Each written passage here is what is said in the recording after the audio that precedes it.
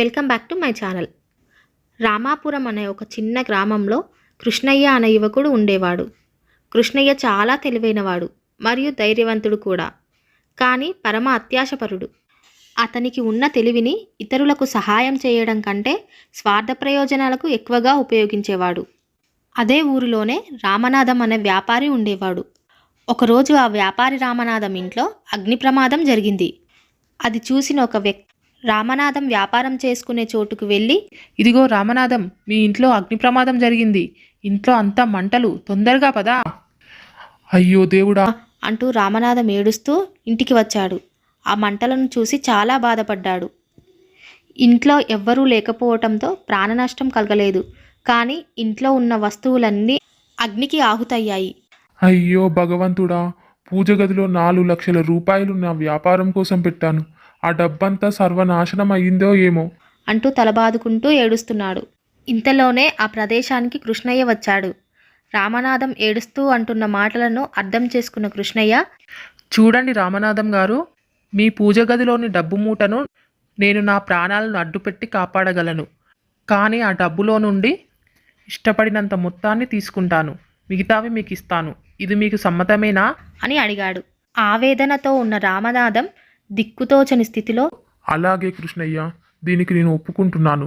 నా డబ్బును జాగ్రత్తగా పట్టుకురా అని చెప్పాడు. ఇక వెంటనే కృష్ణయ్య అగ్నిలో నుండి డబ్బు మూటను సురక్షితంగా తీసుకుని వచ్చాడు. అది చూసి రామనాథం, దేవుళ్ళా వచ్చి నా డబ్బును సురక్షితం చేశావు కృష్ణయ్య అంటూ సంతోషంతో ఆ డబ్బు మూటను తీసుకోవటానికి ముందుకు వచ్చాడు. కానీ కృష్ణయ్య తన మాట ప్రకారం అందులో నుండి ఎక్కువ మొత్తాన్ని తీసుకొని రామనాథానికి కేవలం 100 రూపాయలు మాత్రమే ఇచ్చాడు. ఆ తర్వాత డబ్బు మూటను తనతో పాటు తీసుకొని వెళ్ళబోయాడు. అది చూసి రామనాథం కోపంతో, ఇది అన్యాయం కృష్ణయ్య. నేను నీపై నమ్మకంతో కొంత డబ్బును తీసుకొని మిగతావి నాకే ఇస్తావని నమ్మకంతో ఈ ఒప్పందానికి ఒప్పుకున్నాను. కానీ నువ్వు మొత్తం డబ్బు తీసుకోవడానికి వీల్లేదు అంటూ ఆపడానికి ప్రయత్నించాడు. నేను మనం చేసుకున్న ఒప్పందం ప్రకారమే నడుస్తున్నాను రామనాథం అంటూ ఇద్దరి మధ్య వివాదం మొదలైంది. ఆ వివాదం కాస్త ఆ గ్రామ పంచాయతీకి చేరింది. ఆ పంచాయతీకి పెద్ద కేశవరావు. ఏం జరిగింది రామనాథం అంటూ కేశవరావు రామనాథాన్ని అడిగి జరిగిందంతా తెలుసుకున్నాడు. రామనాథం మరియు కృష్ణయ్య వాదనలను శ్రద్ధగా విన్నాడు కేశవరావు. వారి వాదనలను విన్నాక, సరే, మీరు చెప్పిందంతా అర్థమైంది.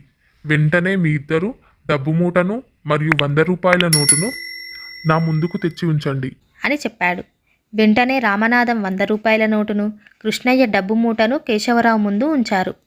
ఇక ఊరి జనమందరి ముందు కేశవరావు కృష్ణయ్యను, కృష్ణయ్య, నువ్వు నీకు ఇష్టమైన దానిని రామనాథానికి ఇస్తానని ఒప్పుకున్నావు. కాబట్టి ఆ డబ్బు మూట నీకు ఇష్టమైనదేనా అని అడిగాడు. దానికి కృష్ణయ్య, అవును, నాకు ఆ డబ్బు మూటే ఇష్టమైనది అని ఒప్పుకున్నాడు. అప్పుడు కేశవరావు తెలివిగా ఇలా తీర్పునిచ్చాడు. నువ్వు నాకు ఇష్టమైనది రామనాథానికి ఇస్తాను అని ఒప్పుకున్నావు. కాబట్టి ఆ డబ్బు మూటను రామనాథం చేతికి ఇవ్వాలి. అది విన్న కృష్ణయ్య ఆశ్చర్యానికి గురయ్యాడు. ఇష్టమైనది అంటే అలా నా ఉద్దేశం వేరేలా ఉంది. నాకు ఇష్టం వచ్చినంత మాత్రమే ఇస్తాను అని భావం అని వాదిస్తూ ఉన్నాడు.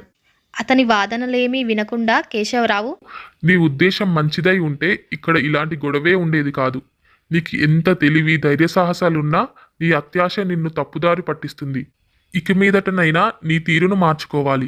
నీ తెలివిని మంచి చేయడానికి మాత్రమే ఉపయోగించు అని కేశవరావు కృష్ణయ్యను మందలించాడు. ఇక ఆ తీర్పుతో కృష్ణయ్య సిగ్గుతో తలదించుకొని, నన్ను క్షమించండి కేశవరావు గారు, నా అత్యాశతో డబ్బు మొత్తాన్ని తీసుకోవాలని కోరుకున్నాను.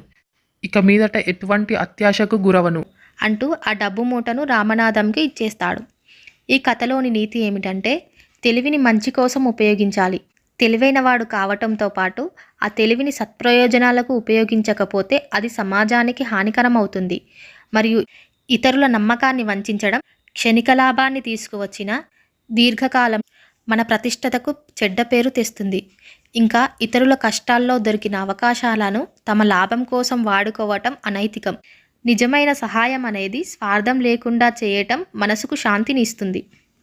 ఈ స్టోరీ మీకు నచ్చినట్లయితే please Shivamrut moral stories YouTube ఛానల్ని లైక్ చేయండి, షేర్ చేయండి, సబ్స్క్రైబ్ చేసుకోండి. పక్కనే ఉన్న బెల్ ఐకాన్ని యాక్టివేట్ చేయటం వల్ల మా స్టోరీస్ మీకు ముందుగానే నోటిఫికేషన్ రూపంలో వస్తాయి. ఈ స్టోరీపై మీ యొక్క అభిప్రాయాన్ని కామెంట్ రూపంలో మాకు తెలియచేయండి. మీరు చేసే ఒక్క లైక్ మరియు కామెంట్ వల్ల మాకెంతో మోటివేషన్ వస్తుంది.